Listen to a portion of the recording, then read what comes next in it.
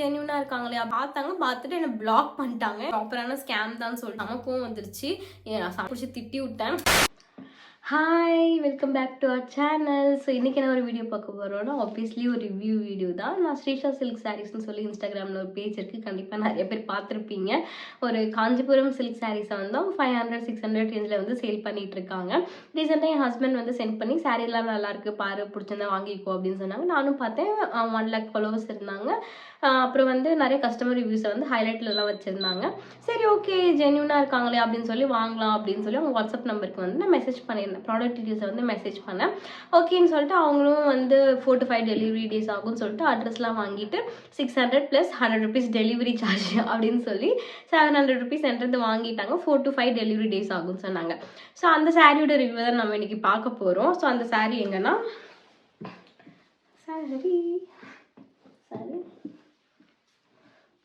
Sorry வந்து இல்லைங்க, sorry வந்து வரவே இல்லை எனக்கு.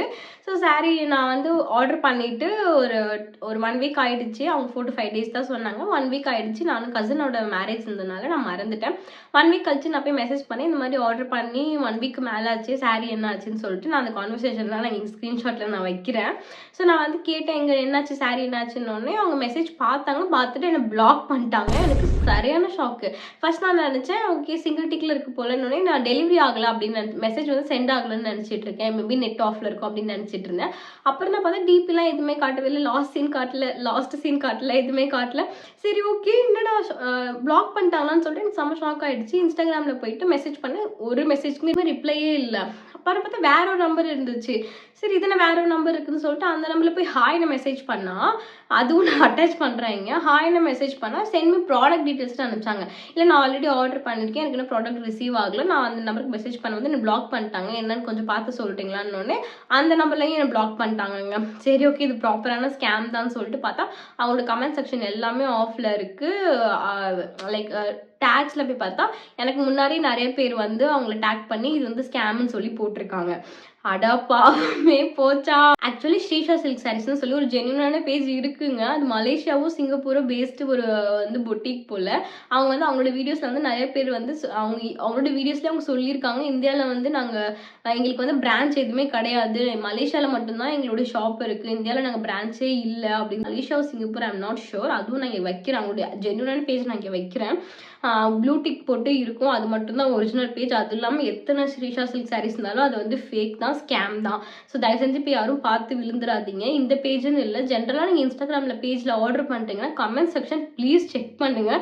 கமெண்ட் ஆஃபில் இருந்தாவே அது வந்து ஒரு ரெட் ஃப்ளாக் தான், அந்த பேஜ் வந்து ஒரு ரெட் ஃப்ளாக் தான். டேக்ஸும் செக் பண்ணுங்கள், பிகாஸ் ஸ்கேம் ஆனவங்க வந்து கண்டிப்பாக டேக் பண்ணி போட்டிருப்பாங்க. அப்படி டேக்ஸும் வந்து ஆஃபில் இருந்துச்சுன்னா அந்த பேஜில் ஆர்டரே பண்ணாதீங்க. ஏன்னா இப்போலாம் வந்து ஃபாலோவர்ஸை வந்து காசு கொடுத்தே வாங்கலாம்.